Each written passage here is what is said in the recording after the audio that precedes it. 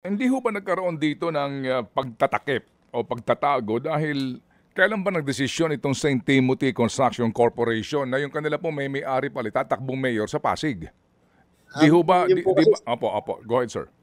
Sir Ted, maraming salamat. Opo, yun po kasi ay may siyempre internal po sa kanila. Aha. Nung ilang araw po bago matapos ang filing ng certificates of candidacy, siguro po mga pangalawang araw pa lang, mga October 2, na nakarating po sa aming kaalaman sa pamamagitan din ng natitirang yung dalawang joint venture partners na may posibilidad na tumakbo kung hindi man yung may-ari o opisyal nung St. Timothy. Kaya kung kaya naman sinabi namin sa kanila at naandun po kaharap ang buong end bank ng komisyon. Sinabi namin na medyo kami ay nag-express ng strongest sentiment namin and binibigyan namin sila ng dalawang options lang. Mamili sila between business and politics.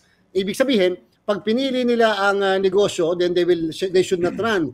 Because kung tatakbo sila, dapat sila mag-withdraw dahil kung tatakbo sila na hindi sila nag-withdraw, Sir Ted, ay i-disqualify namin sila for conflict of interest. Kinabukasan, Sir Ted, ay nabigyan na kami ng mga resolusyon ng board at mismo yung acceptance mismo na natitilang dalawang partners na nagwi-withdraw yung mismong St. Timothy sa joint venture. So kung kailan po nabuo yung kanilang informasyon, yung kanilang desisyon na tumakbo, yung po talaga, Sir Ted, ay personal sa kanila at hindi na po namin inalam.